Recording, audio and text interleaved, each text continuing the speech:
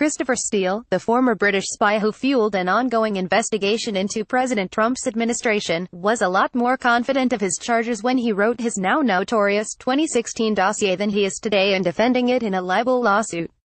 Well, Mr. Steele stated matter-of-factly in his dossier that collusion between Mr. Trump and the Russian government took place, he called it only possible, months later in court filings.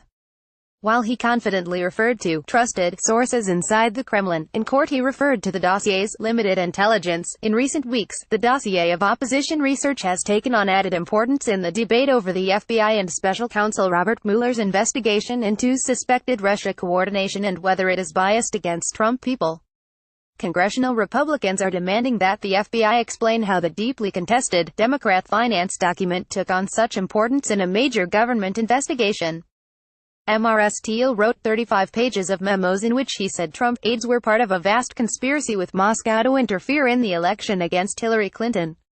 The unverified charges were spread by Fusion GPS, the Washington-based political research firm that first commissioned the report. Mr. Steele bragged to Mother Jones magazine that he started the Mueller investigation by convincing FBI agents that summer about the credibility of his dossier. It was later revealed that the campaign of Democratic presidential nominee Hillary Clinton helped fund the dossier, meaning that in essence her paid agent was spreading unsubstantiated charges to get to the FBI to investigate her opponent, critics say. Now that Mr. Steele must defend those charges in a London courtroom, his confidence level has shifted down several notches. In the dossier, he stated without reservation that an extensive conspiracy between Trump's campaign team and the Kremlin existed. He wrote that Mr. Trump, as a hotel builder and entrepreneur, engaged in an 8-year partnership with Russian intelligence dating back long before his presidential campaign, during which both sides traded information. One memo also claimed that the Kremlin had compiled enough financial and personal information on Mr. Trump that it could blackmail the Republican nominee.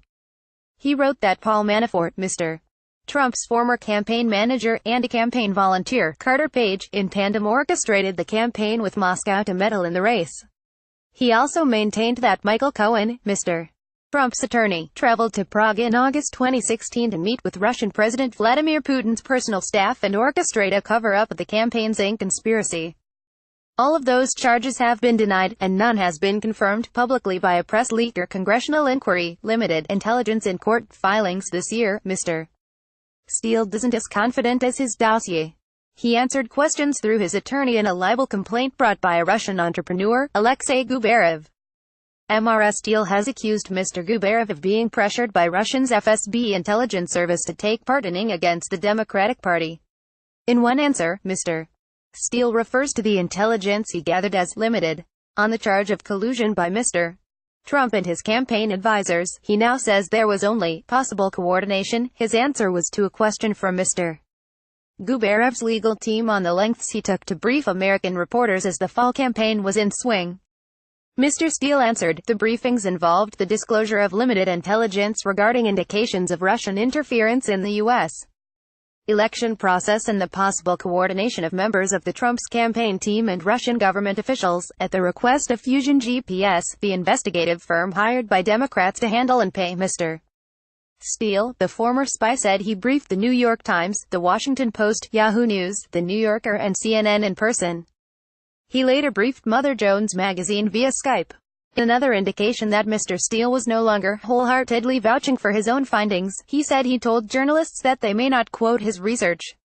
He understood that the information provided might be used for the purpose of further research, but would not be published or attributed, he said through his attorney. Mr. Steele also acknowledged that his final December memo, the only one that dealt with Mr. Gubarev, contained information he never vetted. The contents of the December memorandum did not represent, and did not purport to represent, verified facts, but were raw intelligence which had identified a range of allegations that warranted investigation, given their potential national security implications, he wrote. He added, such intelligence was not actively sought, it was merely received. The unverified, raw intelligence included Mr. Cohen's reported trip to Prague. BuzzFeed posted the complete dossier on Jan. 10 as Mr. Trump was about to assume the presidency. Gubarev is suing the news site for libel in federal court in Florida, and wants to know who supplied the document to BuzzFeed. Steele's libel defense is not truth. He argues that he warned Fusion and reporters against making his memos public and never authorized their disclosure. Steele's handiwork got only a qualified endorsement from the ex-head of MI6, the British intelligence service, where Mr. Steele once worked before founding his private investigating firm. I think that there is probably some credibility to the content, Richard Dearlove told the BBC's Newsnight program on Tuesday. In Washington, Republicans have pressed the FBI to disclose how it relied on an unproven document to investigate Mr. Trump and possibly to obtain surveillance warrants. In public, the FBI and Justice Department have declined to answer such questions. The House Permanent Select Committee on Intelligence has yet to release information it obtained from the FBI under threat of holding the Bureau in contempt of Congress. Members asked Deputy FBI Director Andrew McCabe about it on Tuesday during 7 hours of closed-door testimony.